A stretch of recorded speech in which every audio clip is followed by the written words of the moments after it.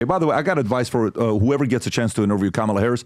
I got some advice for you. Rob, can you pull up the 3 things Kamala Harris keeps saying in interviews? I don't know if you have recently when she was speaking at this Hispanic, whatever it was. Do you have that one where she kind of talks like she's Spanish with a little bit of an accent? Have you seen that one or no? Let me look for it right now. It should come up. Right, that one right there. That's the one where it's like she's dressed up in.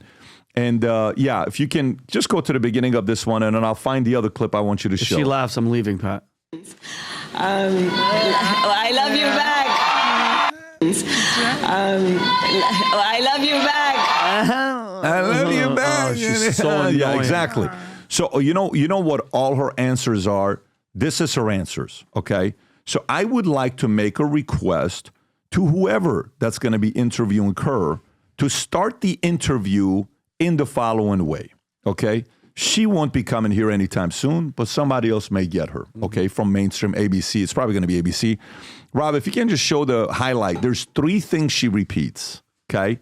There's 3 things she repeats over and over and over again in every single one of the interview. Every interview. Go ahead and click on this, Rob. Is this it? Go ahead, Rob. Play this. So I was raised as a middle-class kid. I grew up a middle-class kid. I believe in the ambition, the aspirations, the dreams of the American people. You know, we have ambitions and aspirations and dreams. The ambition, the aspiration, the dream. I started my career as a prosecutor. I was a career prosecutor for most of my career. Having a background as a prosecutor. I intend to create an opportunity economy. That's right. Developing and creating an opportunity Perfect. economy. What I imagine and believe and call an opportunity economy. Okay, so here's what I would do.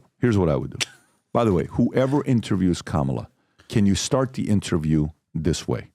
Okay? Because she gaslights everybody and you interviewers look like clowns. Okay? Here's how you should start the interview. Vice President Kamala Harris, thank you so much for making the time to be here. I have a few set of questions I'd like to ask you, but, you know, for the sake of not being repetitive, I already know you grew up in a middle-class family. I already know you believe in an opportunity economy. I already know you were a prosecutor. We know that.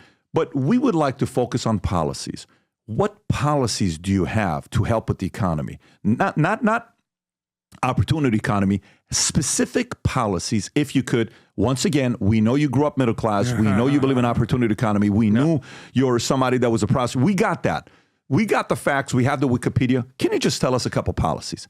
See how she reacts. You know what you would say, Pat? Space. Well, listen, Space we all know big. that we don't want to be unburdened By what has been. or what will be. No, but she's going to have her talking points regardless, but there's no policy there. But you have to realize with this plan that they're playing, somebody said fence sitter.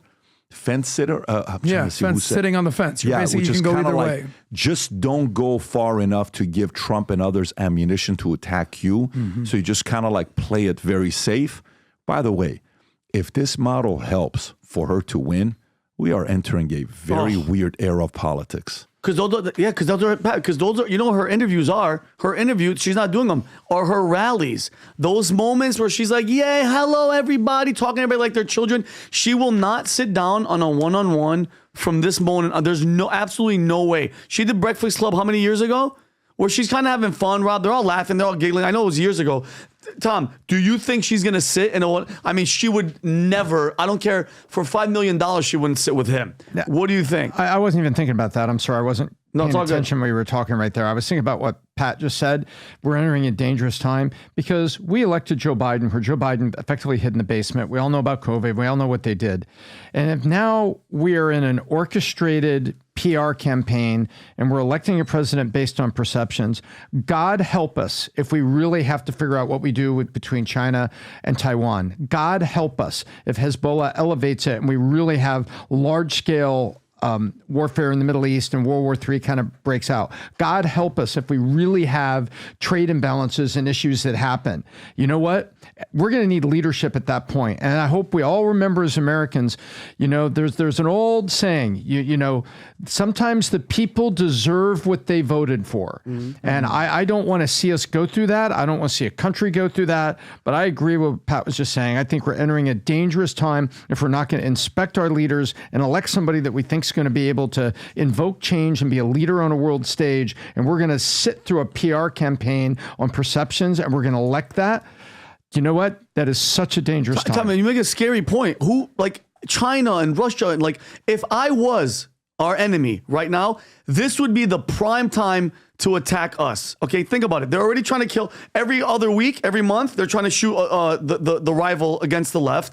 Joe Biden. Who's actually? When's the last time anybody even heard of Joe Biden? Where is he? What is he doing? Where's the president of the United States? You don't have to attack us, Vinny. We're attacking ourselves. And you can be making your economic and political strategies separately and just figuring out how you're going to do it.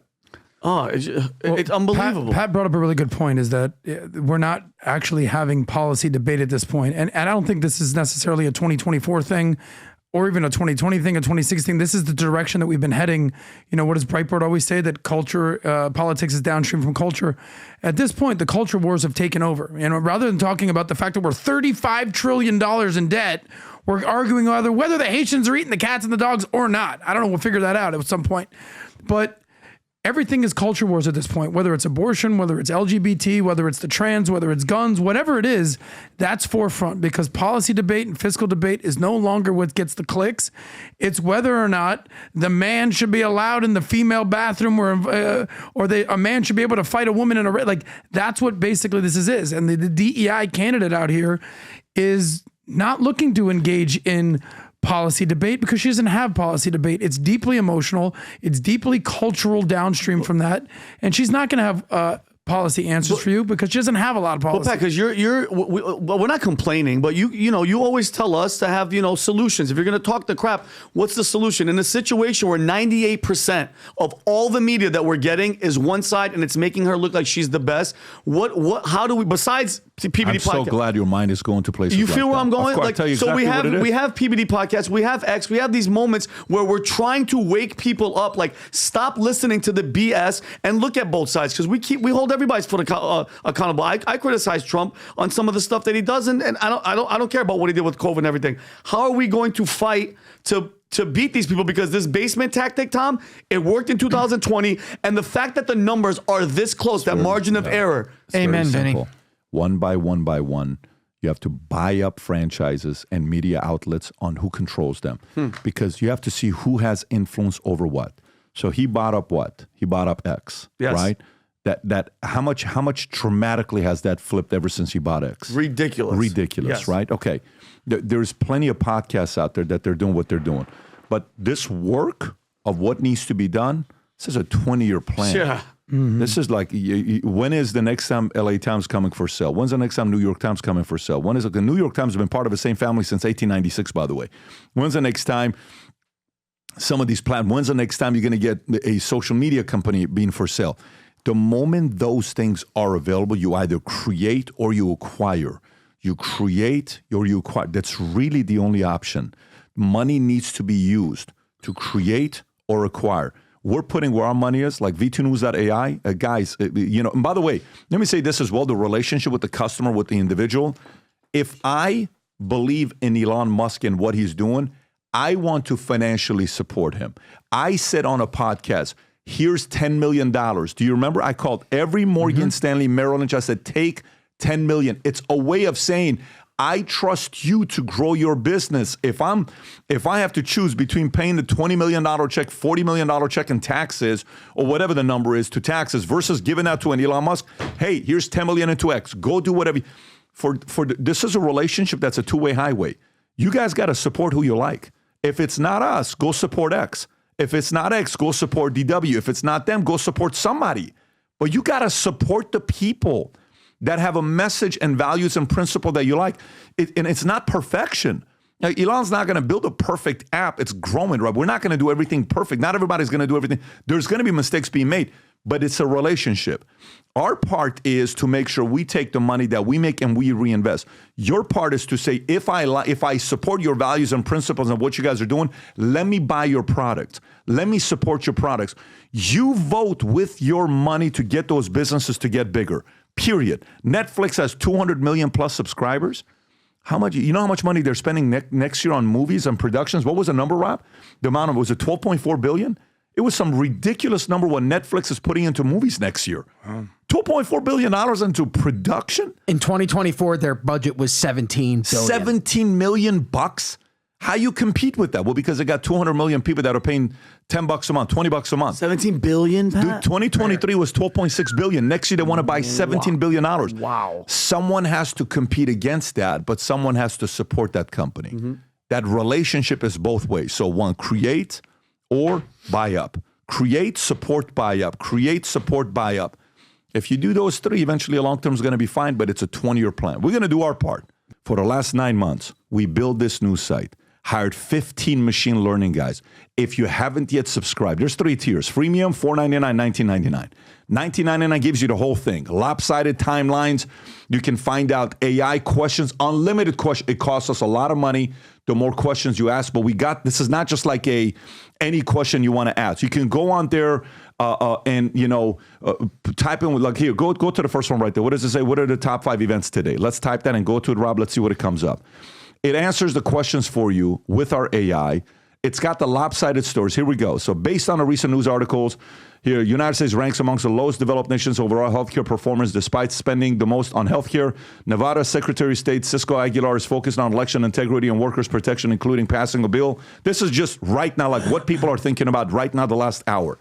Over 20 women have been accused of the late billionaire Mohammed Al-Fayed of sexual assault, including 5 claims of rape, as revealed in a BBC documentary. Anduril Industries has partnered with Microsoft to enhance the U.S. Army's integral visual augmentation system, integrating its Lattice software to improve. Cool. Various organizations are working to protect voting rights and enhance civic engagements as 2024 engagements are coming around the corner.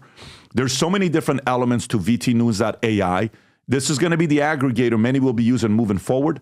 I want to encourage you, go to VTnews.ai, Rob, put the link below in the chat section, comment section. Go test it out for yourself. So if you like this clip and you want to watch another one, click right here. And if you want to watch the entire podcast, click right here.